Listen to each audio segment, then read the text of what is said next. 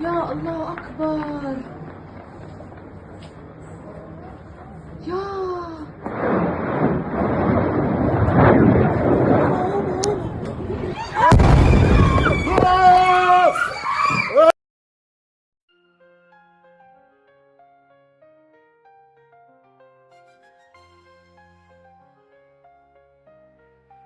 Soy un guerrero, nadie me puede parar. Con la fuerza en mi pecho listo para luchar. Romper barreras, no voy a dudar. Mis cartas están listas, estoy para ganar. Okay, so Janine, you are an anti-war and social justice activist. You are also a supporter of the Cuban Revolution. You write for Fire This Time, which is an independent newspaper reflecting the struggles of oppressed people, and a member of Vancouver's mobilization against war and occupation. What can you tell me about yourself? Like, what's more to tell about yourself? Yes, all of that is correct. And I am the chair of Mobilization Against War and Occupation, MAWO, primarily, based in Vancouver, Canada. And I'd love to tell your listeners more about what we're doing and encourage people to get more involved with us. But that is a great introduction. Thank you, Zainab.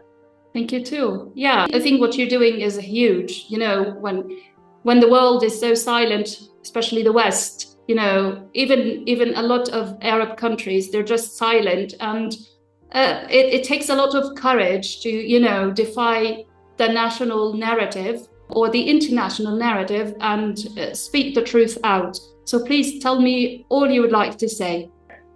Yeah, so here in Mobilization Against War and Occupation, MAWO, we've been organizing actually coming up to 21 years against wars and occupations from Iraq to Afghanistan to Syria to Yemen to, of course, always to Palestine, to Libya, and you know, anywhere that US and Canadian imperialism is focusing their war drive is where we are organizing, and primarily with the central demand of self-determination for all oppressed nations, which we feel is a very important central demand.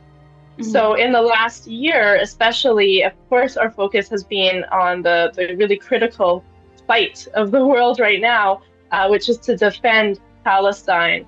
And to defend also Lebanon now against Israeli Zionist brutality and war and genocide, and these war crimes and crimes against humanity that we're seeing committed every day. So here in Mobilization Against War and Occupation, right now we're organizing 3 weekly events that we encourage people to get involved in Vancouver. Every Monday, we have a picket action in front of the United States Consulate in Vancouver at 5 p.m. Because we know, of course, that it's the United States that's sending the weapons. It's the United States that's giving the support to Israel, that really is working hand in hand in committing genocide. So we're out in front of the U.S. Consulate every Monday. Every Friday at 4:30, we have a banner drop in different parts of Vancouver, not just Vancouver, but the surrounding cities around Vancouver. And we put up our banners, we put up the Palestinian and Lebanese flag and the Yemen's flag on these overpasses and on busy streets and highways, and have our banners saying ceasefire now, stop bombing, Gaza, Israel, US, hands off, Lebanon and Palestine. And we have just so many cars that go by that honk in support, that give us peace signs out the windows, that people that come by and support us and show that really there is broad and widespread support for Palestine. And then every Sunday we hold an info booth, because as I'll want to talk about a little bit more, we really feel like it's important to combat the miseducation, the misinformation, the imperialist propaganda that people are fed on a daily basis, to combat that with alternative media, with discussions. And so we have an info booth for Palestine and Lebanon in downtown Vancouver every Sunday, and we talk to people who come up who are happy to see that someone is organizing, and happy to talk to someone who have questions, who want to learn more about what's happening and how they can get involved. So those are 3 weekly events that we have here in Vancouver. Are you sometimes faced by, people who are anti-Palestinians, especially, in Canada? You will find so many of those.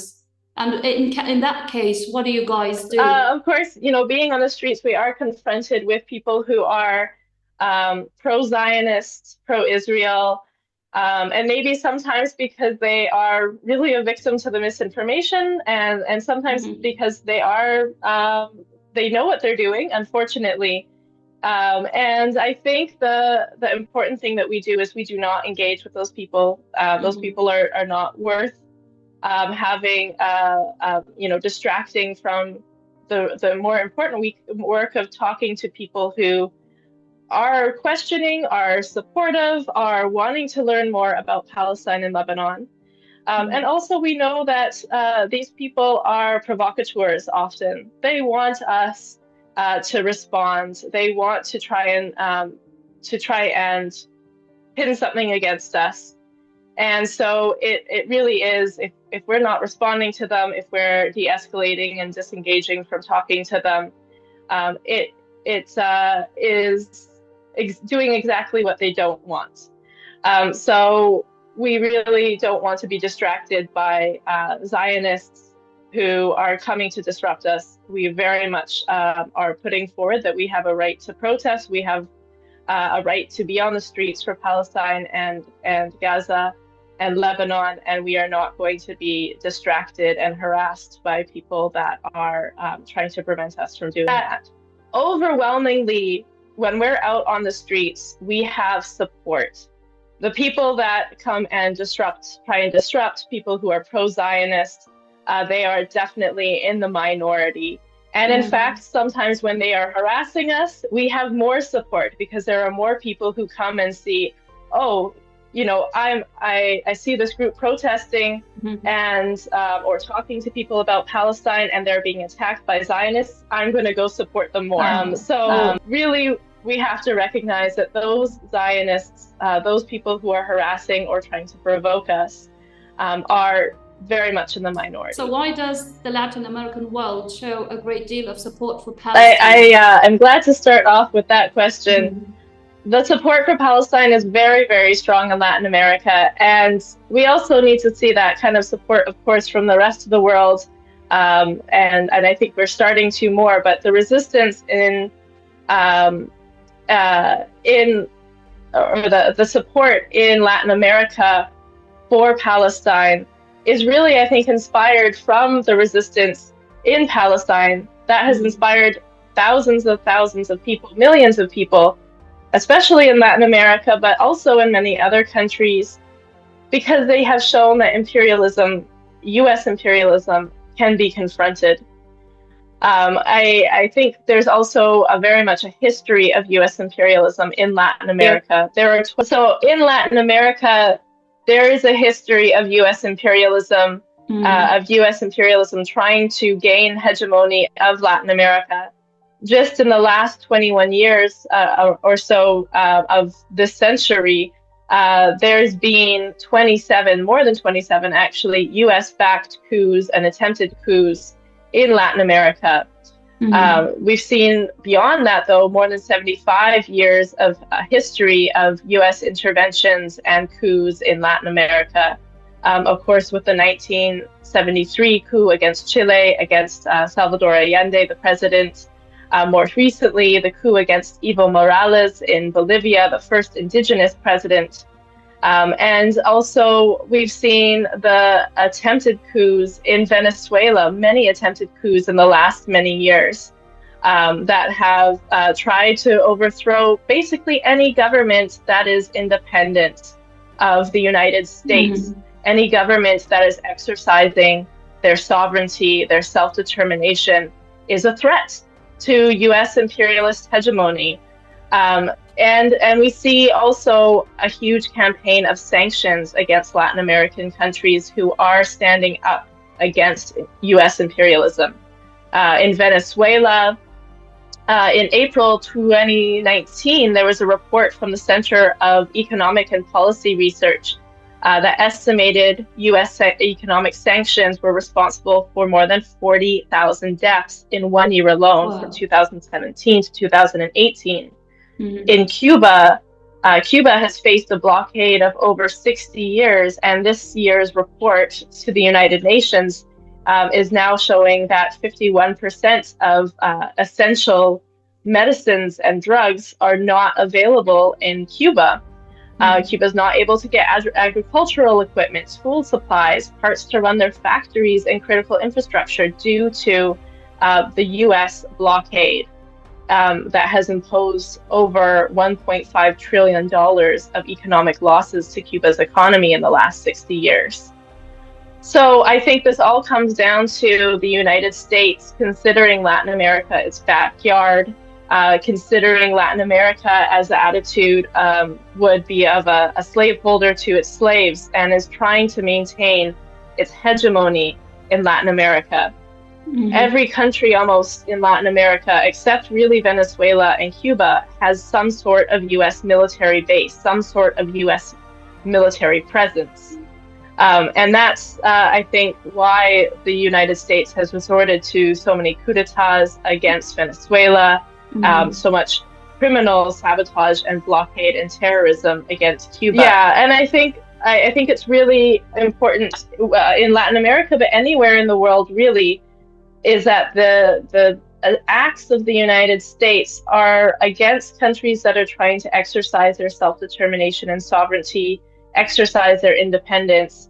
That is the signal for the United States to intervene, and it doesn't matter what kind of ideology, what kind of government is in power, what kind of path people are choosing in their countries. If it's independent of the United States, if it doesn't follow the imperialist line and dictates from the U.S.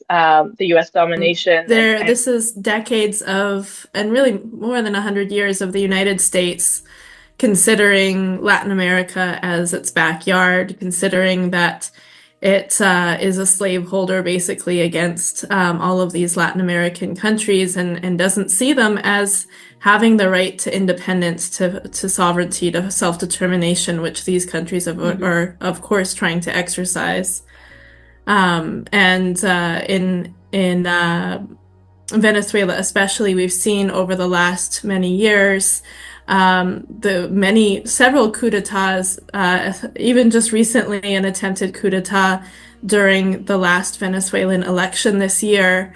We've seen a lot of ongoing decades of sabotage and blockade and terrorism against Cuba.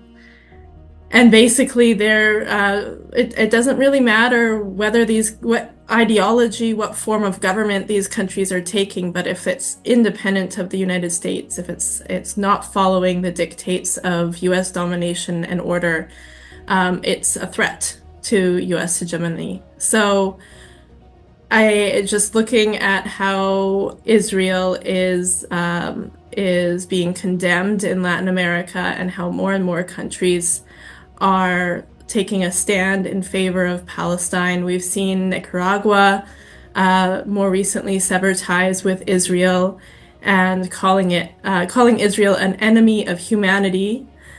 We've seen Colombia cut ties with Israel, including halting coal exports, which is significant. But then really to look to Venezuela and Cuba, Venezuela already cut off diplomatic relations with Israel back in 2009, during, of course, another brutal war by Israel against Gaza and against Palestinians. And Cuba, all the way back in 1973, cut relations with Israel. And every time I've gone to Cuba, I meet Cubans who are studying for free to become doctors in Cuba, who are receiving really the benefit of true solidarity from Cuba. And just this last year, Earlier this year, I was in Cuba twice, and I saw the Cuban president speak twice, Miguel Diaz-Canel, and both times he was wearing the Palestinian keffiyeh, both times he was calling for a ceasefire and was speaking in solidarity with the Palestinian struggle. So this is really true solidarity that we are seeing with Palestine. Have protests all across the world helped the armed resistance? Have they created just a slap for the imperial powers or more? We have to keep in mind that the genocide has reached a complete year now in Palestine and has been extended to Lebanon. Yes, so I think what I can explain the best is really speaking to the protest movement and how that's helped. But really, there are many fronts, I think, of resistance against Israeli Zionist occupation of Palestine. Of course, the armed resistance in Palestine, whether it be Al-Qassam brigades or Islamic Jihad, and of course Hezbollah in Lebanon, all of this has shattered the bubble that Israel has held onto for so long, that it's invincible, that it can act with impunity, and that a state can continue to exist on the brutal occupation of the indigenous people of that land, of course, of Palestinians. So that's, I think, one incredibly important front. Of course, there's the resistance also in terms of people who are resisting just by existing, in terms of Palestinians that are showing their steadfast determination to stay on their land, to rebuild, despite the horrific destruction. They're showing that heroism. It's so inspiring for us here to see Palestinians that are, going up to the north of Gaza after it's been totally destroyed, to find the remains of their homes and to clean it as best as they can, and even set up tents on the ruins of their homes. And this has an impact, I think, on people around the world to see, well, Palestinians are still fighting for their land. Palestinians are still fighting for their self-determination, despite the kind of horrors we can't imagine being done against them. So we have to keep standing with them against, genocide, against these war crimes against humanity. And so I think then, looking to what we're doing here, the protest movement worldwide, it's one front of resistance, and it serves to further isolate Israel. Because Israel, as much as it is doing all of these horrific acts day after day, it does rely on having some level of public opinion, of world opinion, and now it doesn't have it anymore. People around the world are seeing a genocide live streamed onto their screens, and despite all of the huge mainstream media propaganda and imperialist narratives, that doesn't make sense to them, and so they're losing that battle of public opinion. So I think millions, really tens of millions, hundreds of millions of people have marched in the streets in this last year. We're seeing a movement like we've never seen before, and partially I think that's because we've seen the Palestinian resistance and the Lebanese resistance take that stand against Zionist Israel. We've also seen the true solidarity of Hezbollah and Lebanon with Palestine, also of Yemen, of course. And we see this brutality on our screens every day, and the war crimes and crimes against humanity. And that doesn't make sense to people, no matter what they're being told. And I think it is so important that people continue coming out onto the streets and continue really to organize, not just to come out and protest, but to organize ourselves as a movement.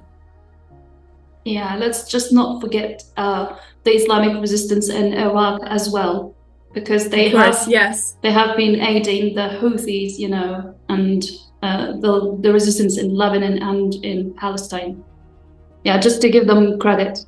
Okay. Absolutely. Yes. Yeah. The majority of the Lebanese, Palestinian, Muslim, and Arab people, in the West, do not dare hold the flags of the resistance and are most of the time afraid of being labeled anti-Semitic. On September 28, this this is what actually happened. The Toronto Police Service made 2 arrests after 2 protesters held Hezbollah flags. The police service has charged the men with public incitement of hatred, claiming that the expanded hate crime unit continues to investigate every reported instance of hate, including the presence of flags that promote terrorist organizations. The men under arrest are scheduled to appear at the Ontario Court of Justice on November 14. So what do you think of this? Yes, absolutely. Thanks, and thank you, Zainab, for this question, because we do need to look at what's happening with the government of Canada and the government of the United States and other, countries where people are facing crackdowns as they speak up and as they come to the streets in Britain, in Germany especially, where these governments, imperialist governments and their police have criminalized people as they've come out onto the streets, as they've peacefully protested, just for holding signs, holding flags of liberation, and even threaten people and criminalize people in their jobs. Many people have lost their jobs, lost their positions due to speaking out. And I would say people are daring. People are daring to come out to the streets to hold their flags of liberation, to hold the Palestinian flag. We've seen so many people also really challenging that narrative of anti-Semitism. And it really doesn't make sense anymore when you have people who are holding signs saying, I'm Jewish and I'm against genocide, I'm Jewish and I support Palestine, holding the Palestinian flag. No matter what the mainstream media says, those images are there. And here in Vancouver too, my own friend and activist here in Vancouver who's from West Asia just last week was detained for about an hour because he had held the Hezbollah flag at a demonstration. So I think really it's not a matter of not daring or being afraid. It's a matter of that we are speaking out and resisting unjust laws that have been used against anyone who speaks out. And these are unjust laws that have been enacted in the years prior to this. We, in Mobilization Against War and Occupation, had sustained protests against Bill C-51, which was passed some years ago here in Canada, that basically is a Canadian version of the Patriot Act in the United States and aims to crack down on activists, was written very vaguely to be able to be used against activists whenever it's convenient for them. And now we're seeing that since October 7th and Al-Aqsa flood being imposed against people, claiming things like hate crimes, claiming things like anti-Semitism, when really the facts don't add up.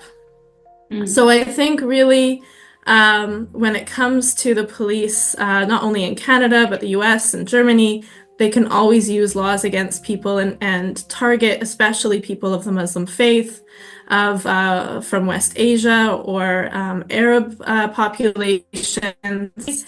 I mean, these laws have been prepared for a long time to be used against activists, be used because the government, I think, knows or knew in the last many years that it's coming up to a period of more resistance of people, both against wars abroad and at home. And we're seeing, of course, that these laws target people of Muslim faith, of West Asian background and heritage, of Arab populations. And so this is really what people are having to deal with, not as a matter of fear, but as a matter of actions really being taken against them.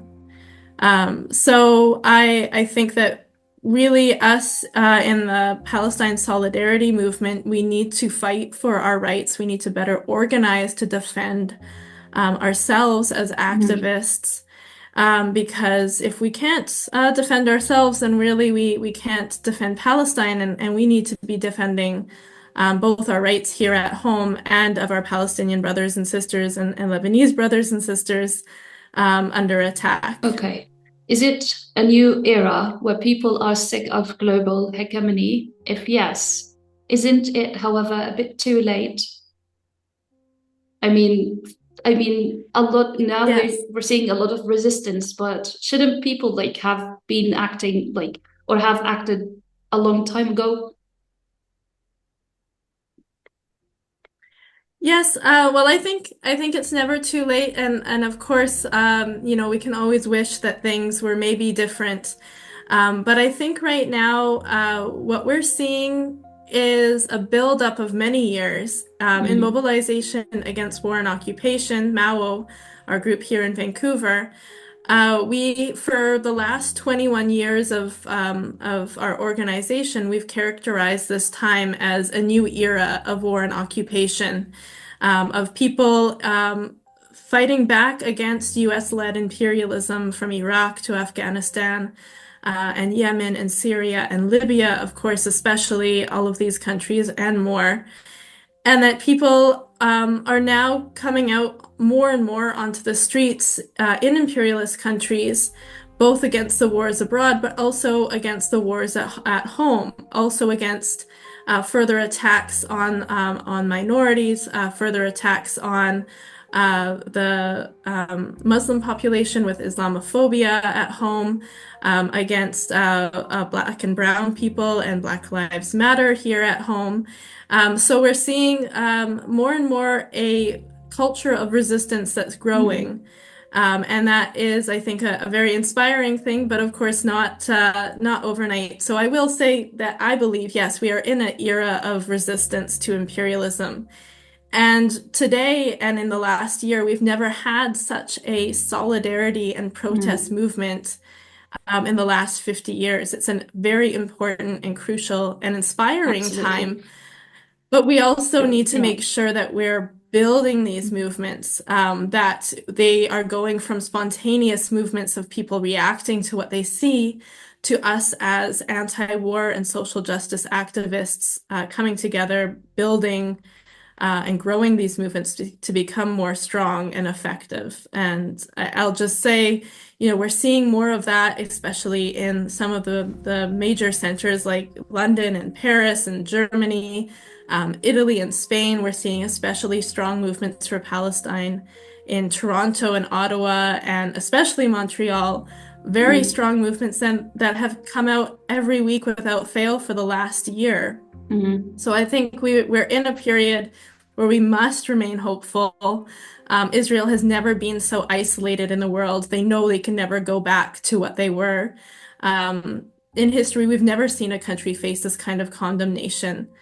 And also, I think people are waking up a lot and realizing that these international bodies that are supposed to uphold international law, the United Nations, the International Court of Justice, International Criminal Court, they can't do what they're mandated to do because really they're US-backed and imperialist tools. So we need the protest movement because humanity and justice is really the place that it will be defended is on the streets. So Canadian MPs who dare to speak about Palestine or Lebanon are restricted to certain limits. Mostly, the best they can do is call for a two-way arms embargo, therefore unfairly equaling the aggressor with the victims. Activists and other MPs who have shown emotional pleas for Palestine have often been silenced, made to apologize, and even forced to attend some kind of, supposed awareness lessons. So how humanitarian and multicultural is this? Yes, I agree. And thank you, Zainab, because it is something that we have to be aware of.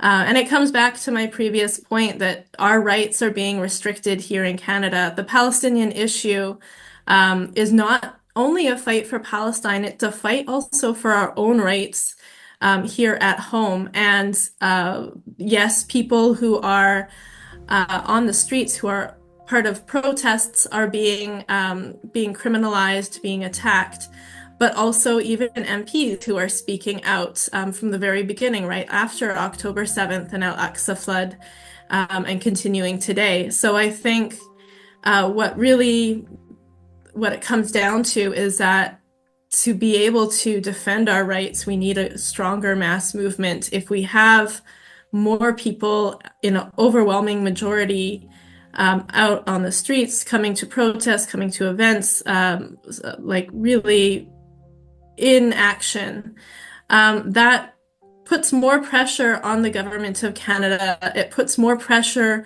on MPs to speak out, rather than one or two here and there, to have more of them speak out, to go against their party lines.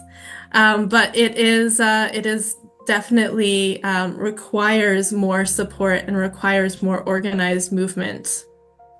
What makes a writer and activist like you outspoken when others are silent? And do you worry about any kind of implications for speaking out?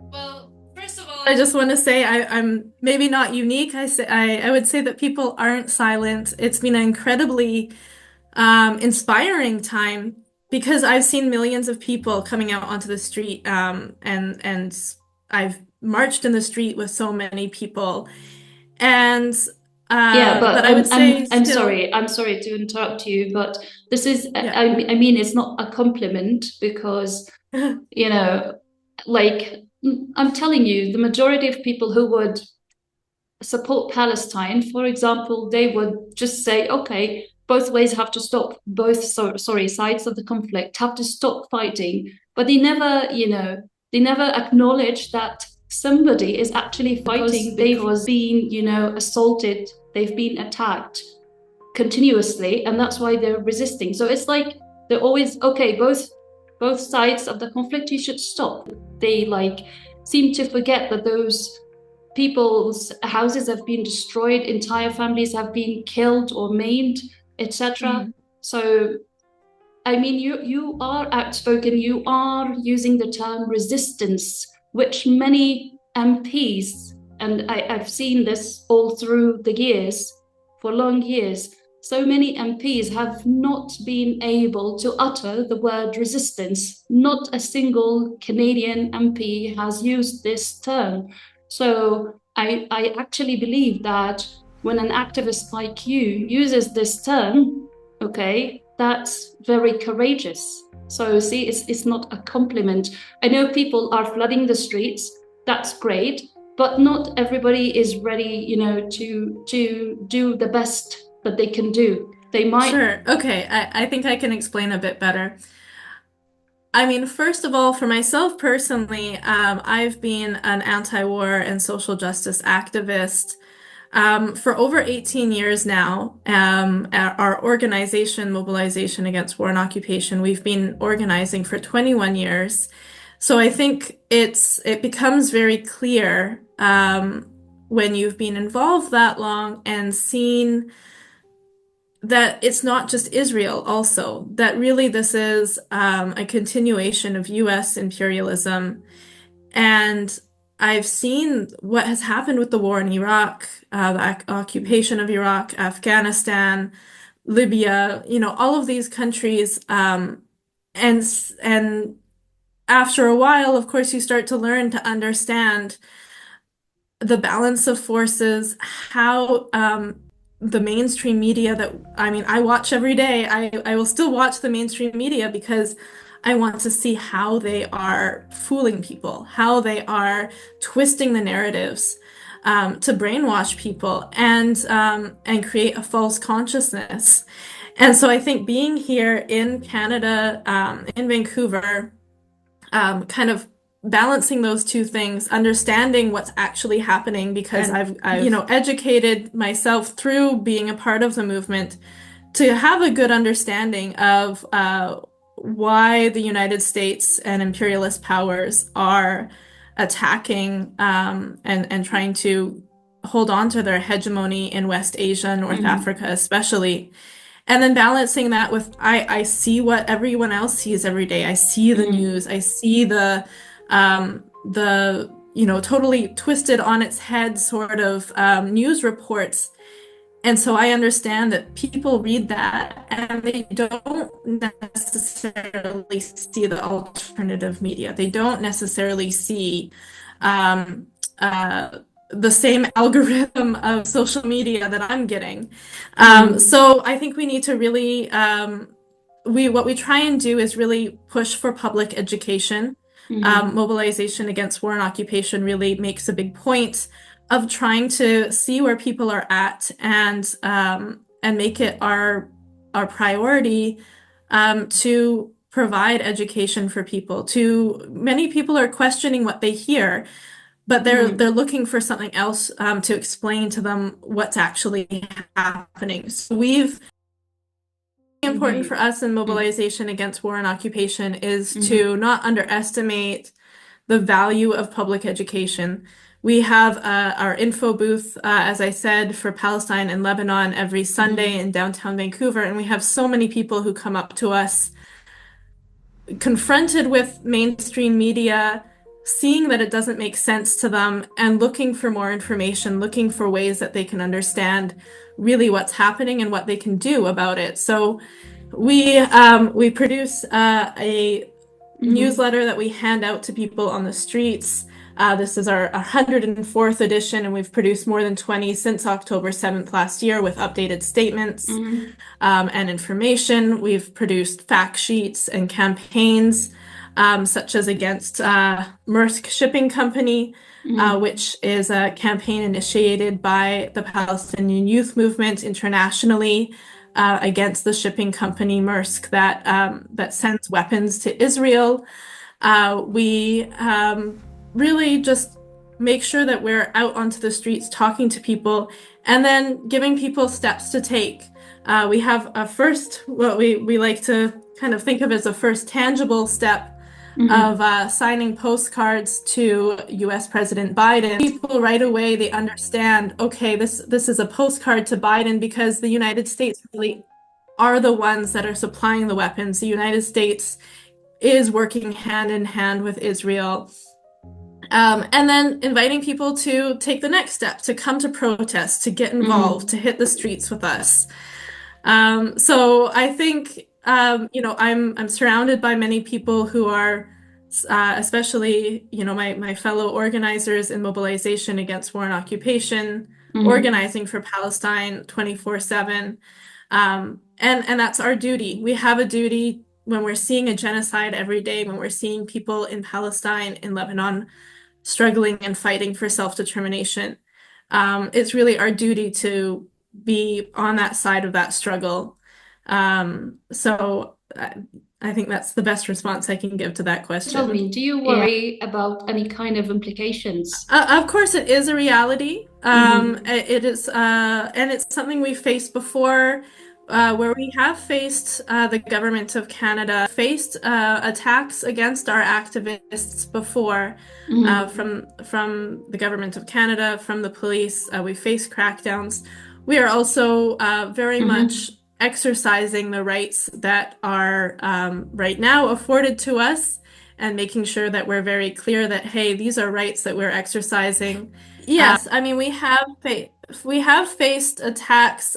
We had one of our central organizers, actually, who's from the United States, back in, I think, 2009, banned from Canada for a number of years and was politically targeted, and now, thankfully, is back in Vancouver. Her name's Alison Bodine.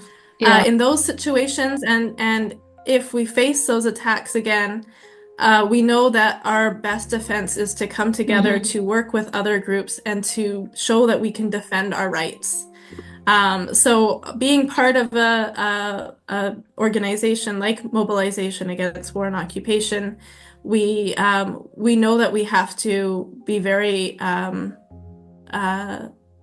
ready to defend our rights. The bottom line is, yes, if you're one person, you're a lot more vulnerable. But if we are organizing together, if we're really being clear on the necessity of defending our rights, if we're seeing ourselves as part of a broader movement and organized with a solid and really an organization with a clear vision, I think that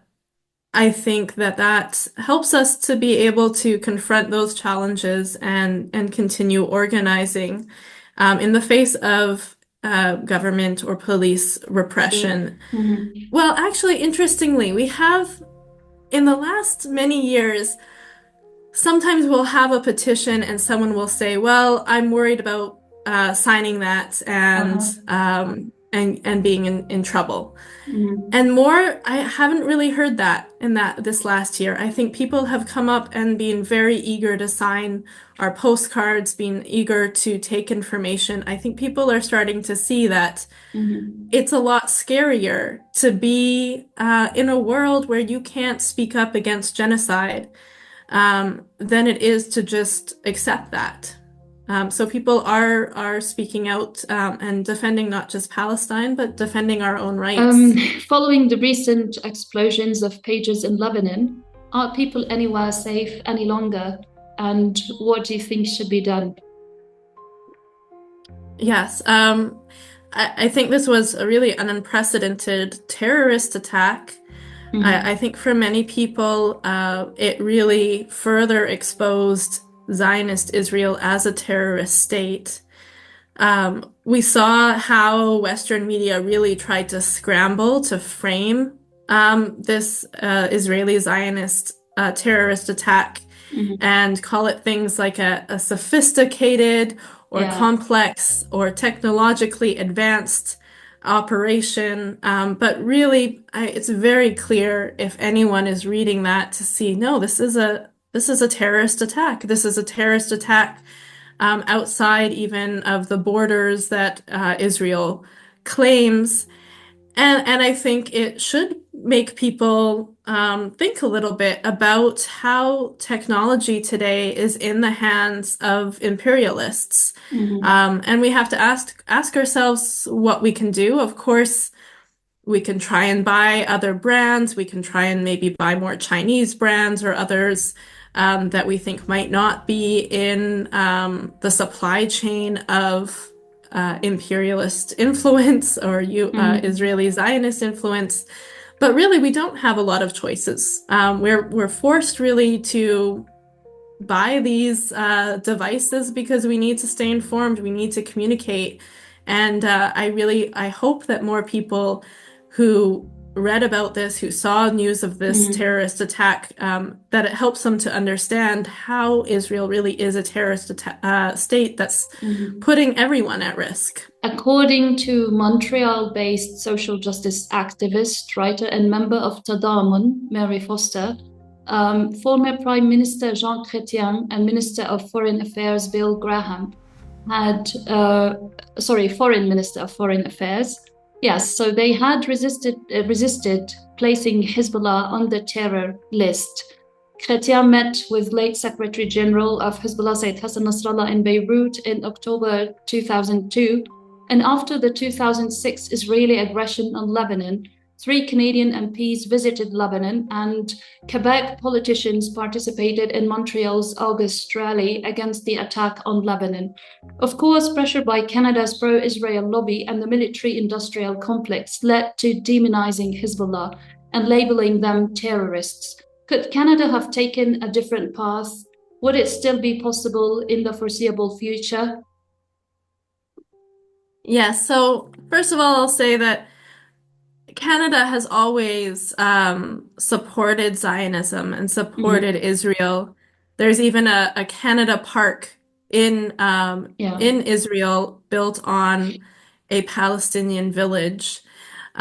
So Canada, I think, is now having to take more of a direct stand in favor of Zionism, in favor of Israel, and against organizations, including Hezbollah, or really any resistance to Zionist and imperialist aggression, because it's becoming it's coming to the forefront more. Maybe in the past it was a bit easier to not take such a very direct or hard position, but now we're facing really the life or death of Israel as a state. So Canada, the state and government of Canada, is making those lines, drawing those lines clearer, and taking more drastic steps, because it has to support Israel as it is.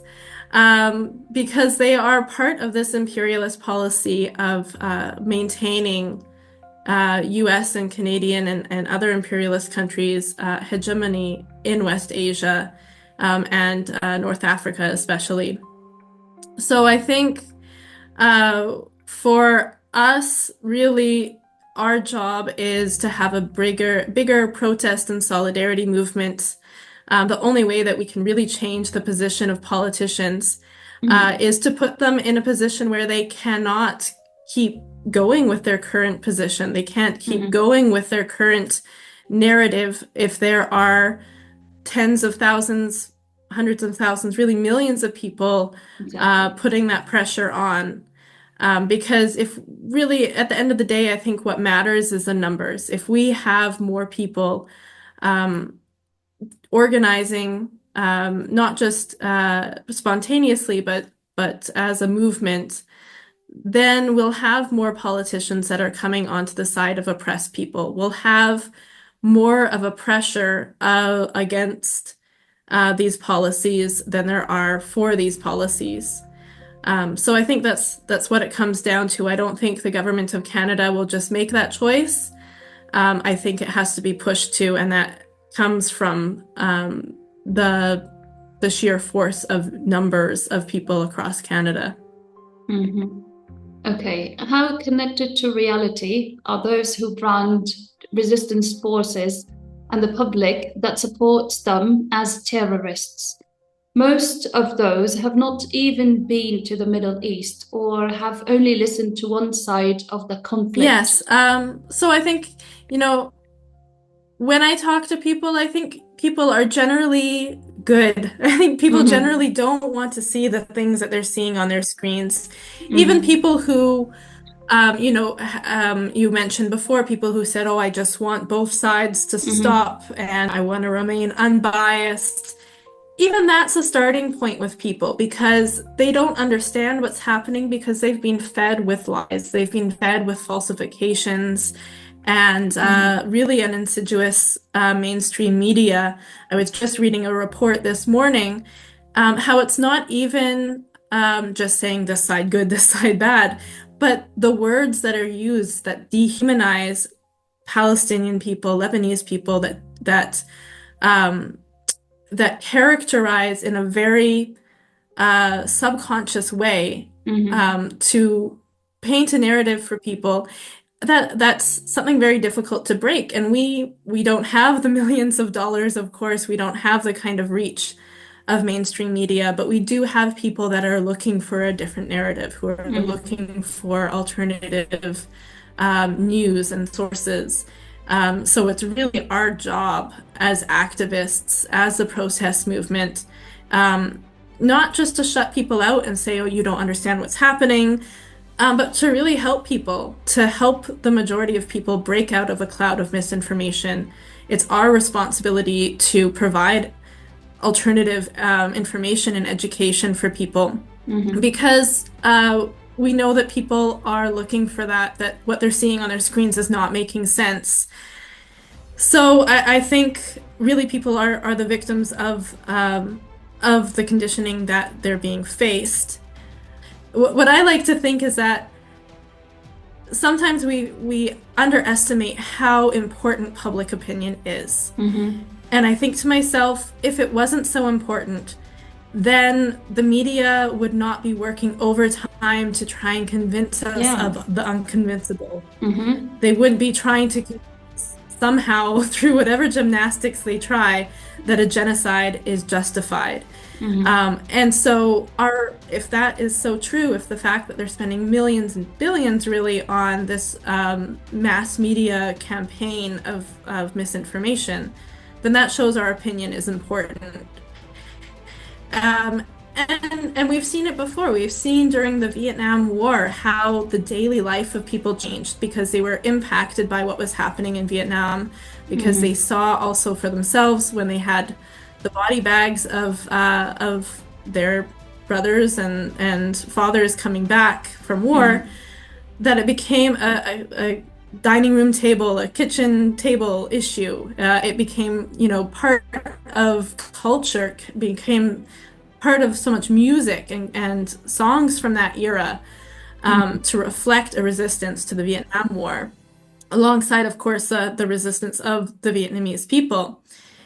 So we, I think, are starting to see that again, that this is becoming an issue that people are talking about in their families, with their friends, and we need to also be providing more of that education and alternative media. But this is it's really a big war of information, and that we are part of as activists and organizers. Okay, I'd like to hear your opinion concerning anti-immigrant sentiment, keeping in mind that massive immigrations are primarily linked to foreign interference with countries of the global south. Yes. I think partially, yes, there is an anti-immigrant sentiment, but more so than that, specifically Islamophobia and anti-Semitic sentiment that has been an issue in Canada. I'd say the issue of anti-Semitic, just because actually Israel itself is driving that. Israel is the force that makes people equate Zionism with Judaism.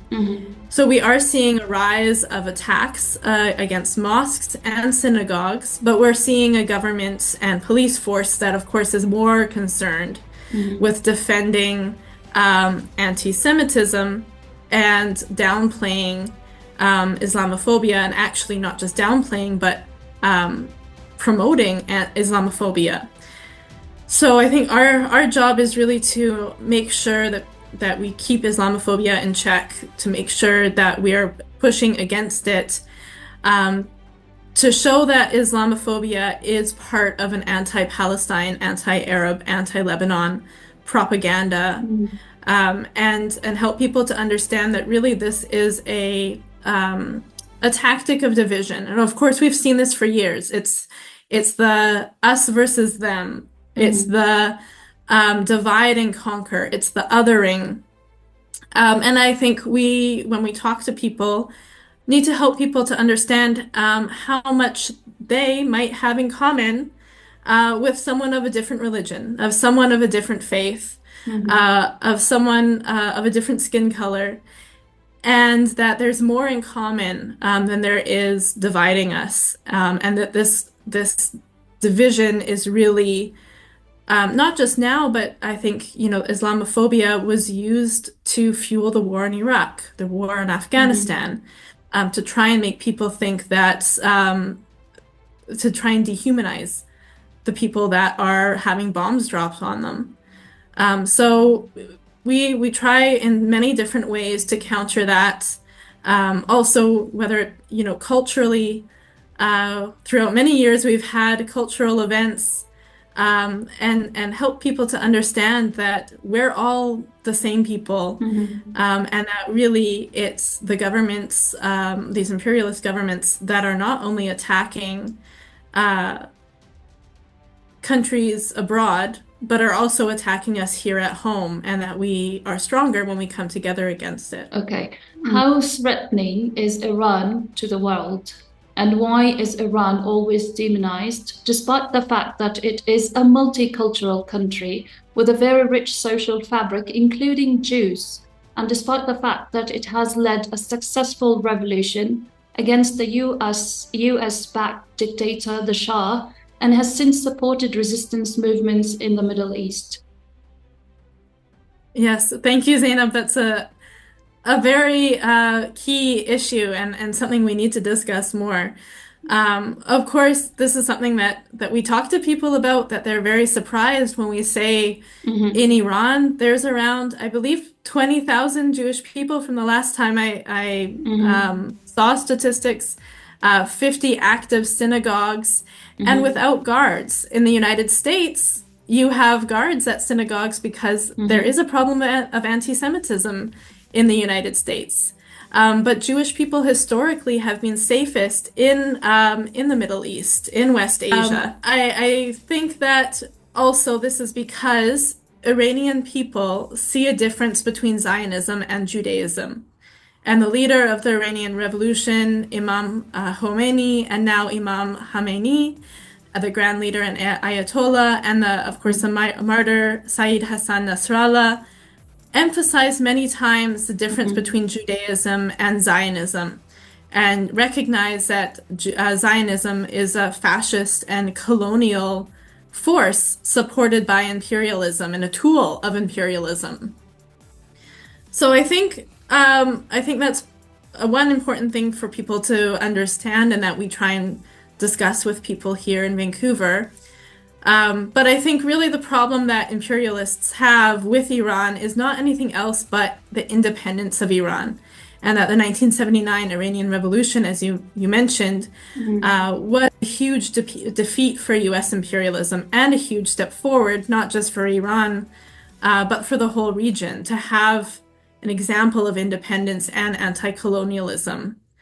I think also for people to, what we often discuss is that Iran is a massive country with many different multiple nationalities that are reflected also in other countries in the region, that they border 13 countries by land and sea. They're in a very strategic position, which the United States, of course, really wants to be able to control, and has a large population of over 90 million, and with that, of course, a large military that can't be underestimated, really the strongest army in West Asia and North Africa.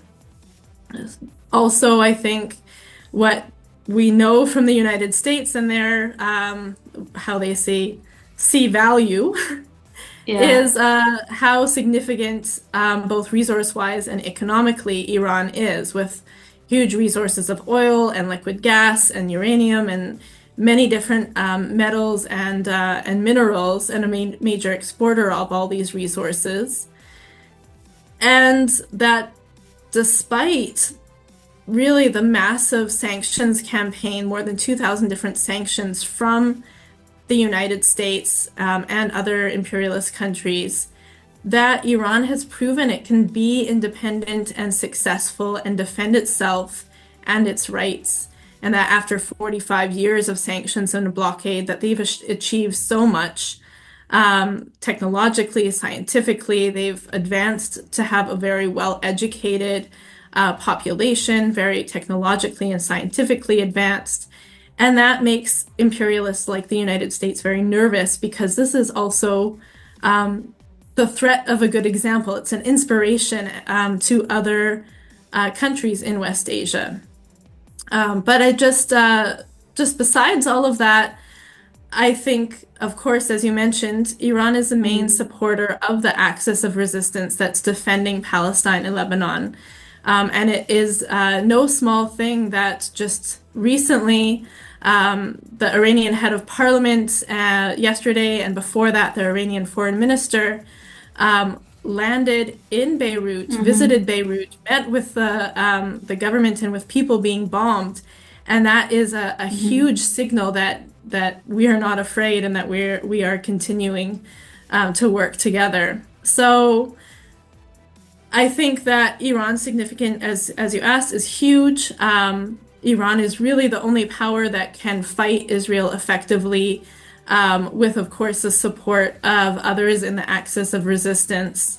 And above all, I think the Iranian Revolution of 1979 is still a force that resonates today throughout the region and worldwide, to signify the importance of independence and self-determination, which is something the United States and imperialism can't accept. During a recent protest in Vancouver, some protesters chanted "Death to the United States, death to Israel, and death to Canada," eliciting a barrage of responses from angry Canadians who showed rage and asked the Canadian authorities to deport those people that they call terrorists, the people who made those chants.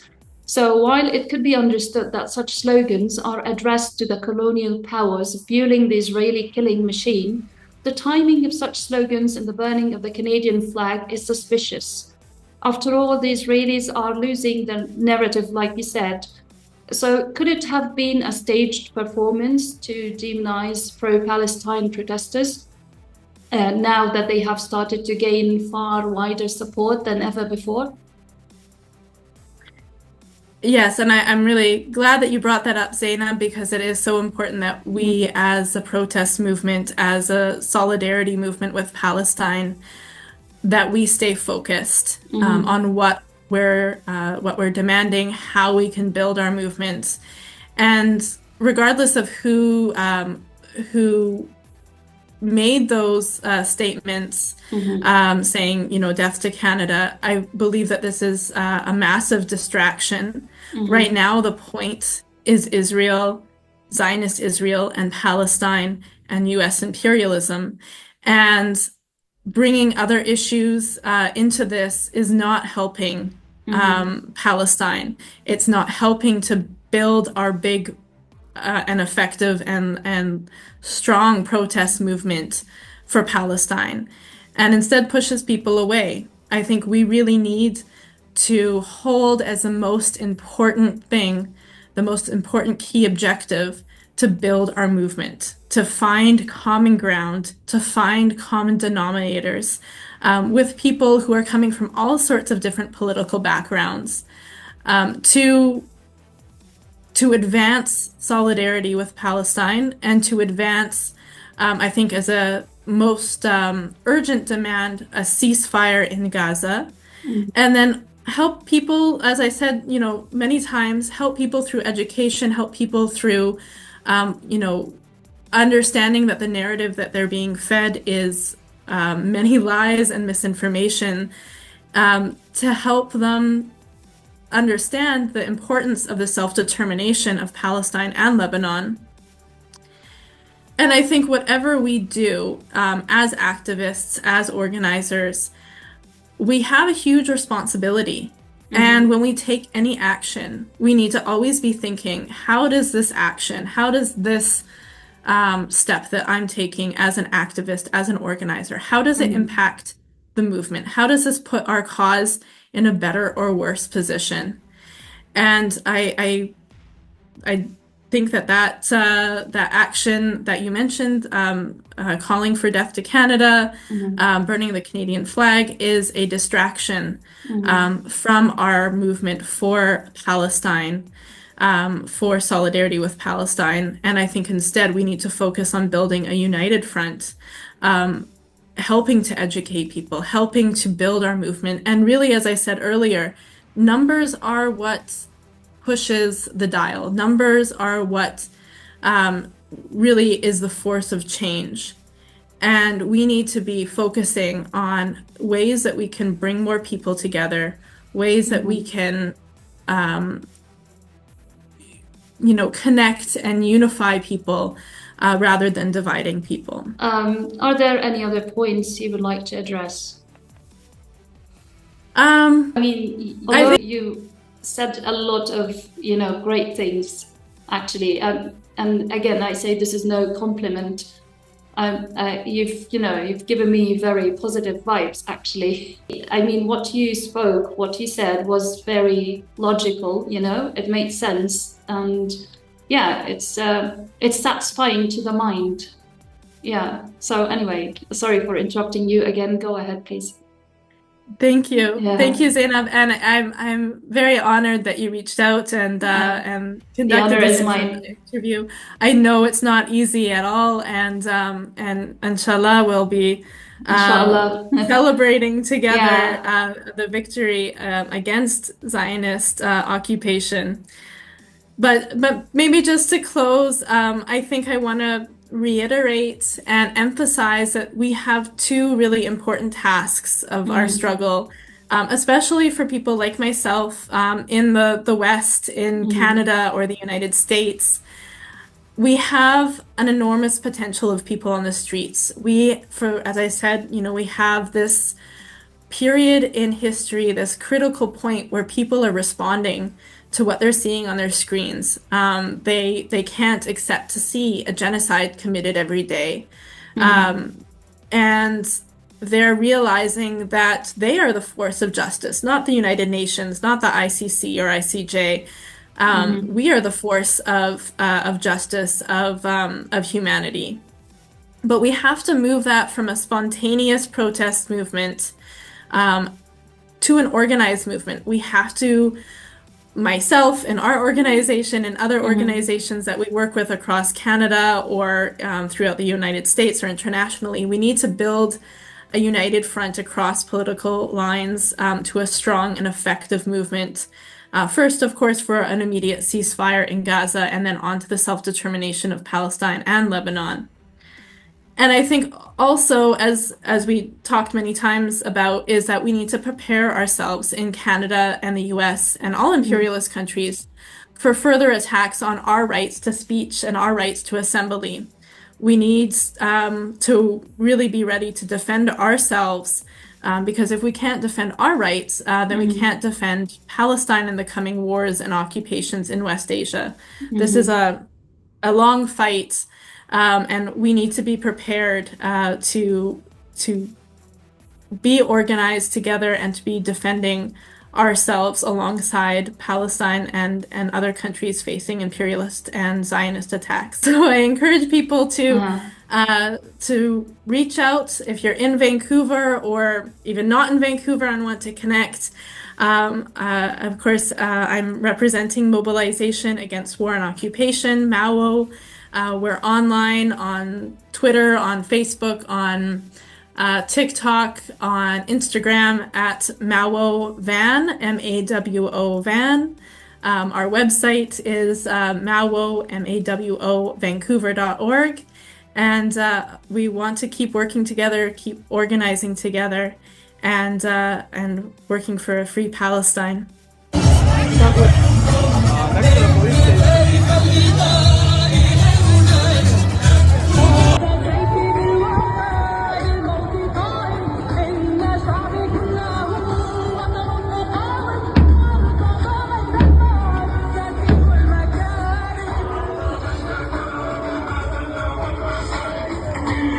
Everyone, I want to see the sign of victory on your fingers.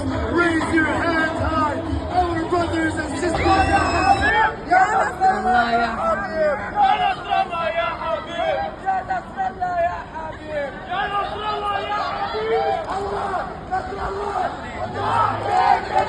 الله نصر الله والضاحية كلها الله نصر الله والضاحية كلها.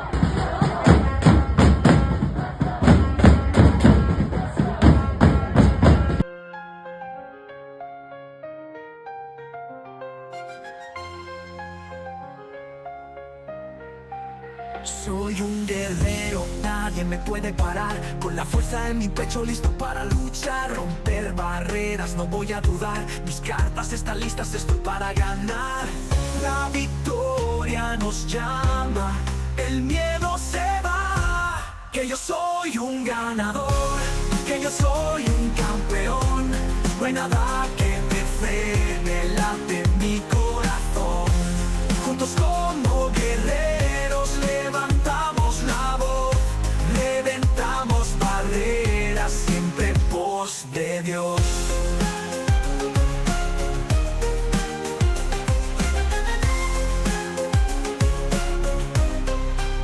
Con voluntad firme, yo nunca me detengo, enfrento los retos, ahí yo me entrego. La perseverancia es mi gran aliado, inteligencia y fuerza siempre a mi lado. Levanto las manos, el triunfo es real. Que yo soy un ganador, que yo soy un campeón. No hay nada que me frene, late mi corazón. Juntos como guerreros levantamos la voz, reventamos barreras, siempre voz de Dios. Con determinación, siempre en la misión. Así que ven conmigo, así es la canción.